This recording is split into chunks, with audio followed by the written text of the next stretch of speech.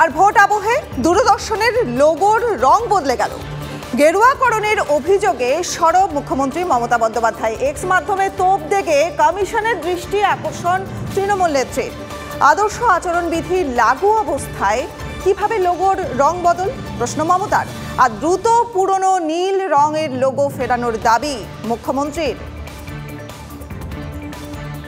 আর গেরুয়া রঙে এত রাগ কেন, প্রশ্ন তুলে মুখ্যমন্ত্রীকে পাল্টা আক্রমণ রাজ্যের বিরোধী দলনেতার। গেরুয়া খারাপ কি? ইলেকশন চলাকালীন এটা না গেরুয়াতে ওনার এত রাগ কেন? আর এই বিষয়ে মন্তব্য করেছেন দিলীপ ঘোষও। কি বলেছেন শোনাবো। সবাই বললো দিদির রংটা দাদা করে দিয়েছেন, রেলের রং। আজকে গেরুয়া বেরিয়েছে, মেরুন বেরিয়েছে, তো পরিবর্তন তো হবেই। সব নীল সাদা হবে কেন? গেরুয়াতে এই দেশের প্রতীক, পরম্পরা, সব জায়গায় গেরুয়া থাকা উচিত। যদি করে থাকে সেটা দূরদর্শনের অধিকার আছে, তারা কোন লোগোটা ব্যবহার করবে? তারা তো মমতা ব্যানার্জি বিশ্ববাংলার লোগো লাগাবে না। আর এই মুহূর্তের একটা গুরুত্বপূর্ণ খবরের আপডেট। ঝাড়খণ্ডে আজ বিরোধী ইন্ডিয়া জোটের শক্তি পরীক্ষা। রাঁচিতে আজ ঝাড়খণ্ড মুক্তি মোর্চার মহা সমাবেশ। 14 দলের প্রথম সারির নেতারা উপস্থিত থাকবেন। গণতন্ত্র বাঁচাও সমাবেশে থাকতে পারেন রাহুল, অখিলেশ খাড়গে, তৃণমূলের বিবেক গুপ্তাও। সবে প্রথম দফার ভোট হয়েছে, এখনো 6 দফা বাকি। তবে এখন থেকেই আসন জয়ের দাবি দেওয়া কিন্তু শুরু হয়ে গেছে। প্রথম দফার পর জয়ের ব্যাপারে একেবারে আত্মবিশ্বাসী প্রধানমন্ত্রী। আর অন্যদিকে মুখ্যমন্ত্রীর বক্তব্য, বিজেপি এবার 200 পেরোবে কিনা সন্দেহ। উত্তরবঙ্গের 3 আসনে জয় নিয়েও বিজেপি এবং তৃণমূলের মধ্যে তরজা কিন্তু অব্যাহত রয়েছে। 19 এপ্রিল প্রথম দফায় 102টি আসনে ভোট গ্রহণ হয়েছে। তার মধ্যে ছিল উত্তরবঙ্গের 3 আসনও। এর মধ্যে কে কটা আসন পাবে 4 জুনের আগে তা জানা সম্ভব নয়। কিন্তু যুযুধান দলগুলো নিজেদের মতো করে অঙ্ক কষতে শুরু করেছে।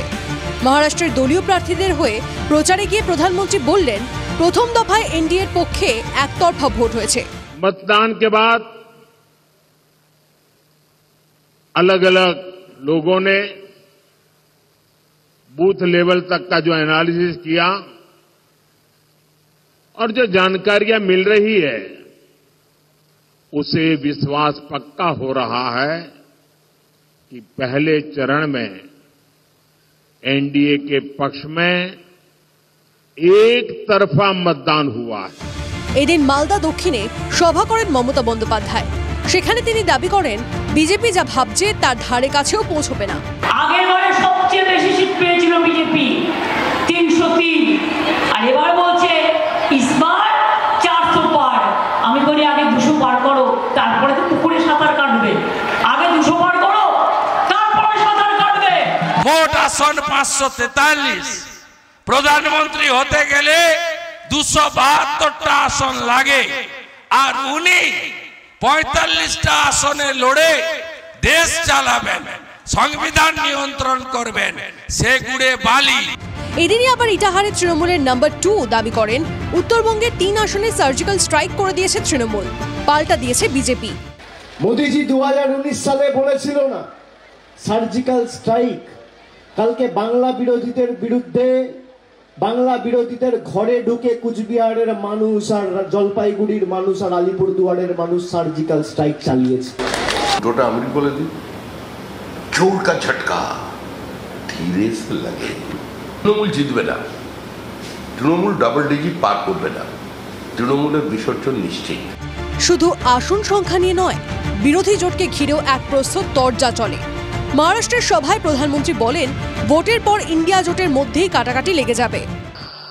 आप देखिएगा 4 जून के बाद इंडी गठबंधन आज जो 25% सीटों पर बिखरा है, लड़ाई अंदर अंदर लड़ रहा है, 4 जून के बाद वो 100% एक दूसरे के कपड़े फाड़ने वाले हैं।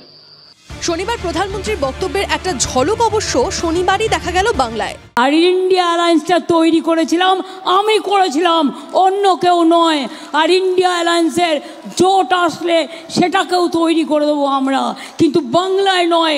বাংলায় তৃণমূল কংগ্রেস থাকবে, তার কারণ আমি বাংলার সিপিএম কংগ্রেসকে বিশ্বাস করি না। মোদী বিরোধী মানুষের, বিজেপি বিরোধী মানুষের যে জোট, সেই জোটের সঙ্গে গাদ্দারি করেছে মমতা ব্যানার্জি। বাংলার মানুষ আপনাকে হাতে কলমে তার শিক্ষা দেবে, বেশি দিন নয়, এই ভোটেই।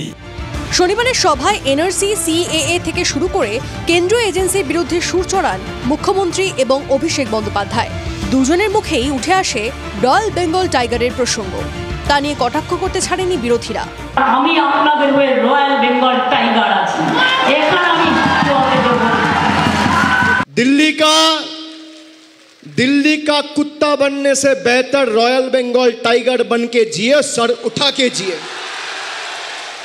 सर उठा के जिए। বাংলার যে প্রকৃত রয়্যাল বেঙ্গল টাইগার, উনি তখন তিহারে গিয়ে সেবা করছেন, তার অন্যান্য সহযোদ্ধা যারা আছেন তাদের। তো বাংলার রয়্যাল বেঙ্গল টাইগারদের মানুষ দেখে অভ্যস্ত আছে।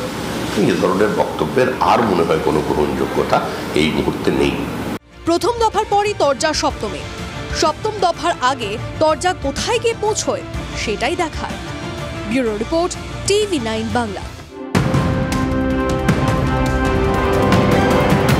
আর এই মুহূর্তের একটা গুরুত্বপূর্ণ আপডেট, প্রভিডেন্ট ফান্ড অর্গানাইজেশনের নতুন সদস্য বাড়ল 7,80,000। নতুন সদস্যদের 56% বয়স 18 থেকে 25 বছরের মধ্যে। নতুন সদস্যদের মধ্যে 2 লক্ষ মহিলা।